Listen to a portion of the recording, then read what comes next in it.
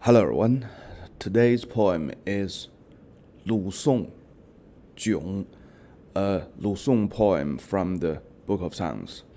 So basically, the song, the anthem songs, has three categories. 周颂, the anthem of the Zhou people. 鲁颂, the anthem of the Lu people. And 商颂, the anthem of the Shang people. So basically, the Lu people is the Zhou people as well. The first state lord of Lu state is the eldest son of the Zhou Gong, the Duke of Zhou. So these people, or this state, is one of the Zhou state. Is one of the they are the Zhou people. Most importantly, Confucius was a citizen of the Lu state, and he was once a senior officer in the Lu state as well. And in the Lu state, Confucius became the most famous educator ever since. And thus he made the Lu state as the very origin, as the very source of the classic Chinese culture for the later generations, because in the time of the Confucius time, a lot of classic books was not appreciated, not valued anymore. And it's by the efforts of the Confucius that he revised, he collected all the classic books, and he used these classic books as his teaching materials to his students. And by Confucius and by his students, the classics, the classic literatures, the Book of Songs, was finally remained and last till today. In this poem, there is a very, very famous sentence which was quoted by Confucius to explain the Book of Songs. What's the subject of the Book of Songs? What it's about? The sentence is 一言以蔽之, 思无邪. So the sentence 思无邪 is from this poem. So we will have a deep dive into this poem mainly for the purpose to study, to know about what does this sentence mean. 思无邪. There's a huge argument through the history what this sentence mean, and I have a very, very brand new explanation in my video. Before we get to the poem, let's talk something more about the Lu Song, the anthem of the Lu state. So in the general believing that the anthem songs was only a privilege for the king, thus the Zhou song is a decent anthem songs because the Zhou is the dominant king of the time, and the Lu is only a state under the king of the Zhou. There is also a story or history record that the anthem song or the Lu song was written by the Taishi, the big historian in the Zhou dynasty, and under the request from a senior officer from the Lu state. Basically, the request is from the lord of the Lu state as well. No matter this story is true or not, from the writings, we know that Lu Song is not the decent anthem songs, because the anthem songs doesn't follow the rhyme at each sentence. This is the first character. And the second, the anthem songs has only one chapter. From the very beginning to the end, it's of one chapter, no matter how long it was. And we can see the poems, the anthems in Lu Song, that it was with multiple chapters and it has rhymes. General idea is the poems, the anthem songs in Lu Song basically is almost the same or equivalent to the poems in Ya. So the poems in Ya basically is the poems by the officers, the people under the king. So this is the first thing. The second thing is it was strongly believed at the very original Book of Songs doesn't include the Lu Song, the anthem songs of Lu state, neither the anthem song of the Shang state. We will have it lately. It's by the efforts of Confucius, he put these two subchapters into the Book of Songs, because for the Confucius, all those classics are the textbooks for his students. So he enriched the poems or the type of poems in the Book of Songs. And also because he was a citizen of the Lu state, so he put the materials from his own states and he used these materials to teach his students. Most of the students are from the Lu state as well.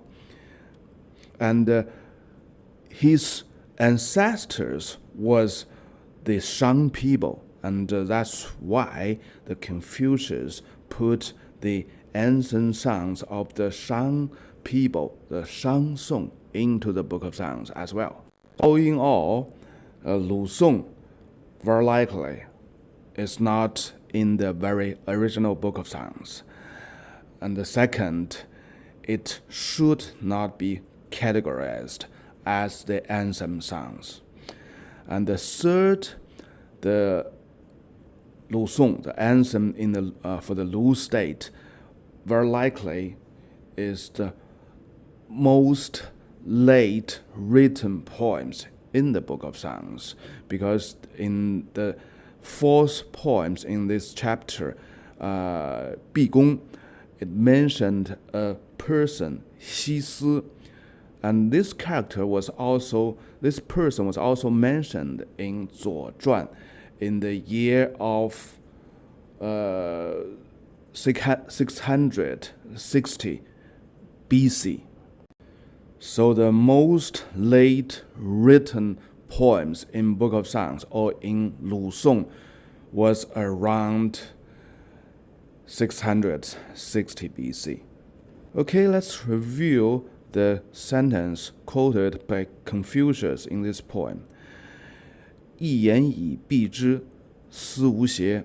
So in general idea, this sentence is planned as when the Confucius concluded the Book of Songs, the whole book of the Book of Songs, the 300 poems in the Book of Songs, he said, just use one sentence to make the conclusion what the 300 poems was about. 思无邪. Think with no evil things. So this is a general explanation for this sentence. So let's have some doubt, have some questions, how we interpreted this sentence when we read this poem. Okay, let's get to the poem. 炯炯牡马在囧之野. The strong horses was scattered in the wild. So the two characters, the first 炯 refers to the strong and fat horse. The second 在囧之野, the 囧 refers to the places between the forest and the farmland. So it's a wild place with grasses, but still be not get into the deep forest. Okay, let's get to the next sentence. 薄言駉者，有骈有黄，有骊有黄，以车彭彭. So when I speak swiftly about the strong horses, some is with black horse with white colors, some was shining yellow, some is with black and white, gray colors, some is with yellow colors. When I drive the chariot with these horses, it makes the sound pung pung. So this long sentence basically is describing the horses in the wild is strong and with many colors, and it makes a very lively and happy scenario. And these horses is very capable. If we use these horses to drive the chariot, the chariot will fly speed and make the sound pong pong pong. So this is the second pair of sentence. The third pair of sentence, 思无疆，司马斯臧. My thoughts go beyond boundaries. My thoughts go beyond boundaries. When I think about the horses, and I will get to the luckiness, get to the fortune. So 司马, when I'm thinking about the horses in the wild, 司臧, I'm reaching to the fortune. 臧 means lucky and fortune. So let's review the first paragraph. It's a very, very simple, very typical Shi Jing poem chapters. So it describes a bunch of strong horses in the wild with so many colors, which makes the poet so happy and makes him feel so fortunate.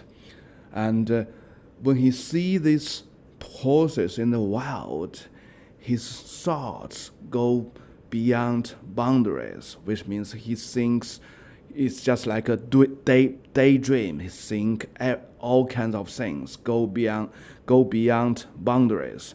And when he think about these horses, he always think about the fortunes, the luckiness. So how the fortune and the luckiness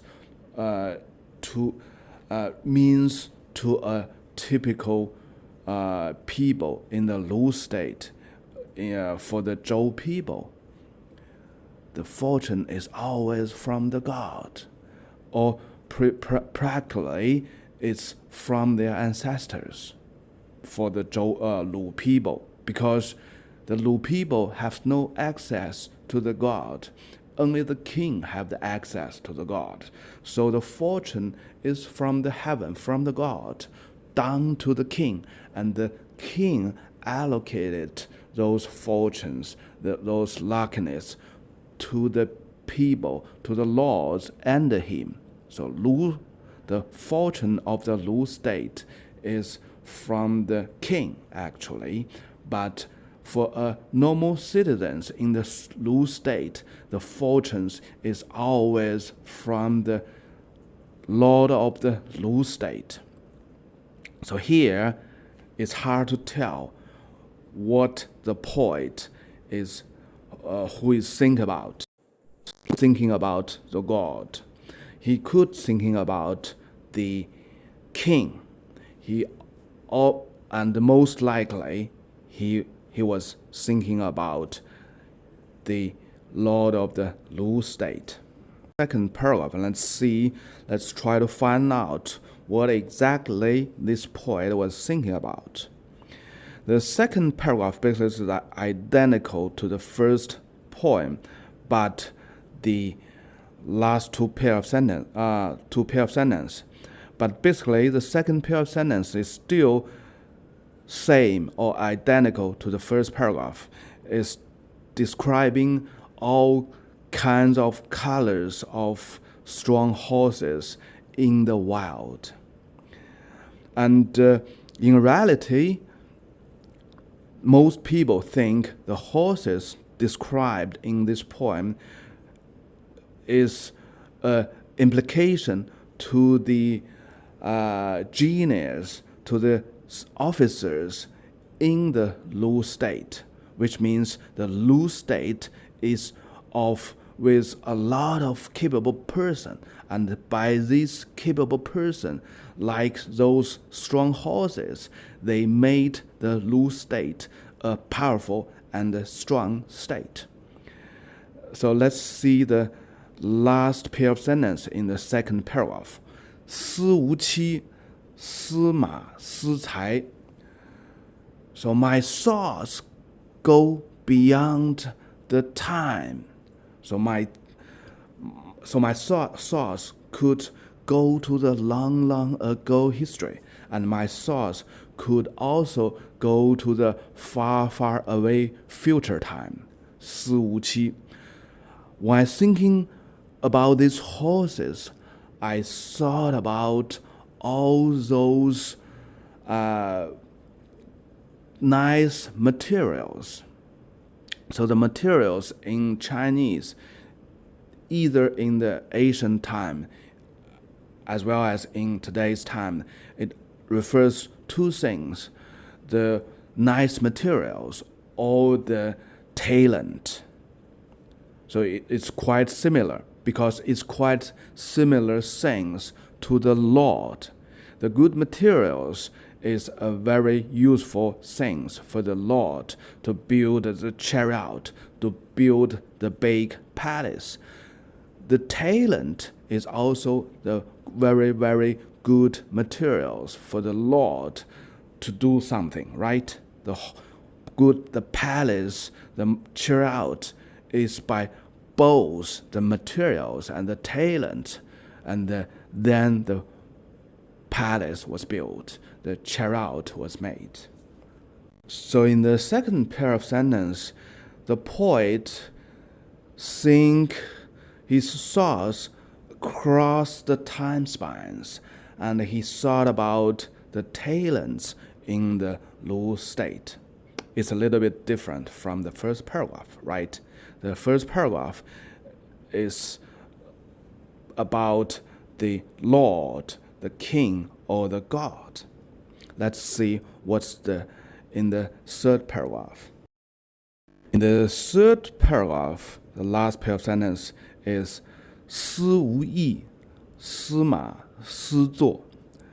So 无益 was normally explained as never tire of, not tiresome. But I have made a very further analysis to this character. 无益 means don't be shameful. 益 means shameful. 无益 means don't be shameful. So 思无益 is very clear that don't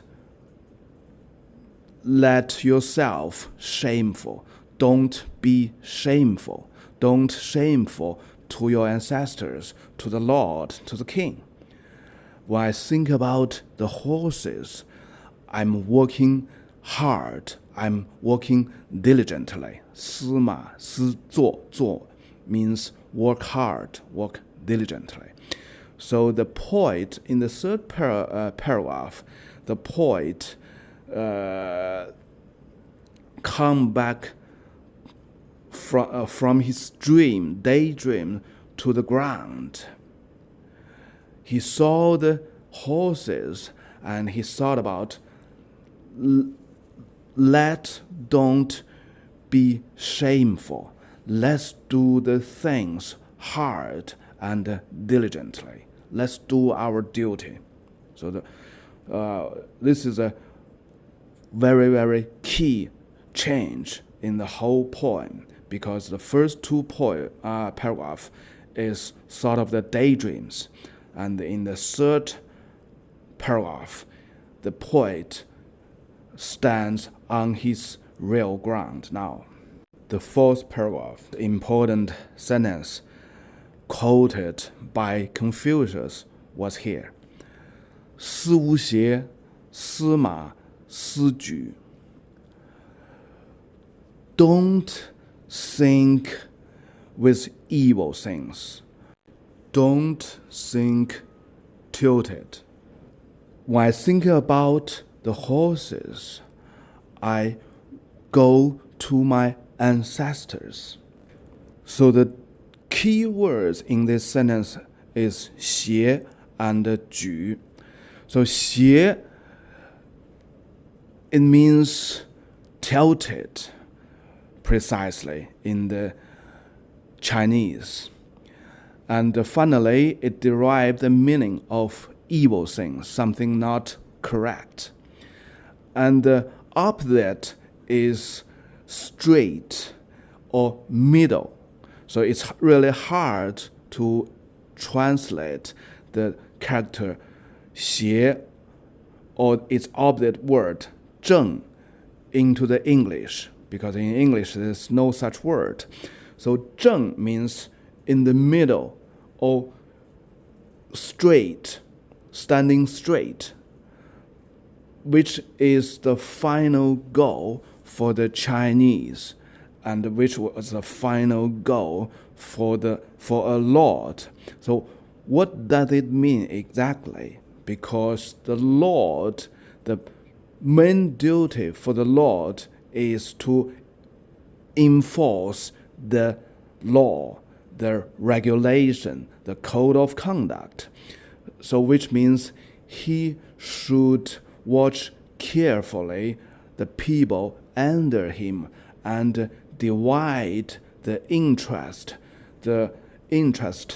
equally between those people under him. So let's take the interest in the Lu state as a pie.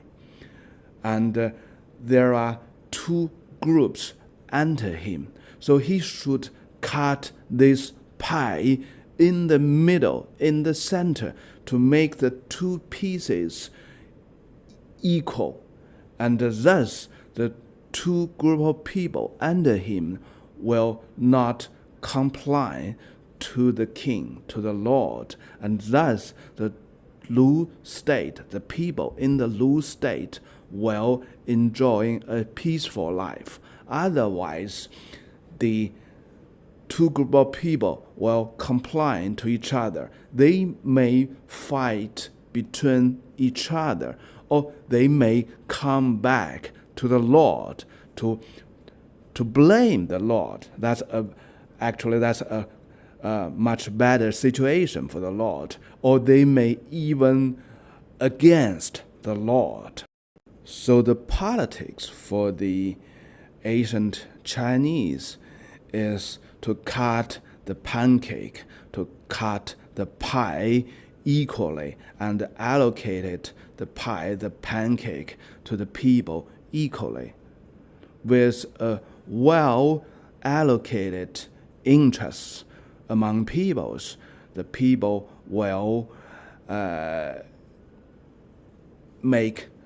will be in peace. Otherwise, if you do not allocate the interest equally, they may fight each other for the interests. They may come back to blame the Lord for the unequal allocation. They may even against the Lord for their interest, for their own interest. So just imagine in this situation, there could be a lot of dispute in this state. There could be murders in this state. There could be wars in this state. So that's the worst things for the politics. So the ancient Chinese was always regarding the middle, the center, as the ultimate rules for the politics. Let's, for example, the capital should be in the geographic center of the whole country. So the king was with the same distance to everybody, right?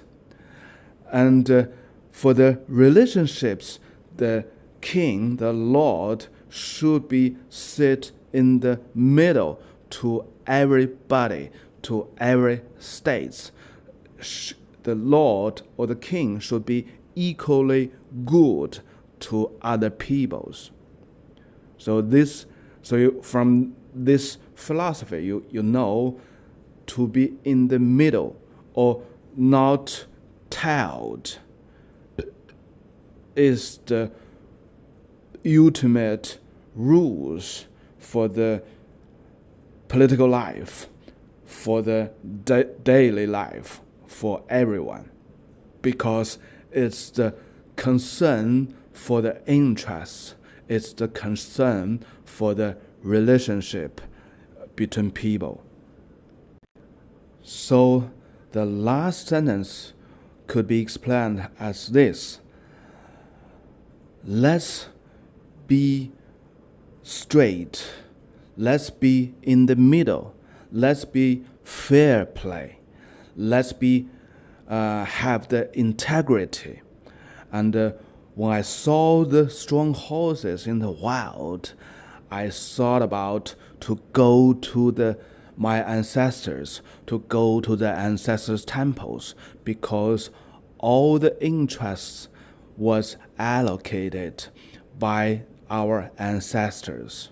If we have an argument, if we have some the conflict about interests, we can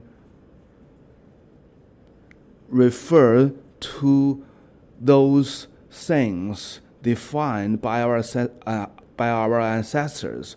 We can go to the ancestors' temples and have a debate, discuss about our conflict, and let's settle down our conflict by a fair play. So basically that's the thing. So 思无邪 basically it refers to things. You should be fair. You should be, as a lord, you should be standing in the middle of the interests. And we should always remind our ancestors. 司马斯臧, I thought about to go to the ancestors' temples. So with this understanding, when we thought about the quotation by Confucius, when he made the conclusion what the 300 poems in Book of Songs was talking about, 思无邪, it means the poems in the Book of Songs was all about the political things, was all about the ancestor things. And when we think about the political layout or the political buildings, there are only two fundamental buildings in a state or in a country. First thing first, the most important is the ancestor temple, right? And the the state affairs was discussed and was decided in the ancestor temples. So that explained everything. Okay, that's for today. Bye bye.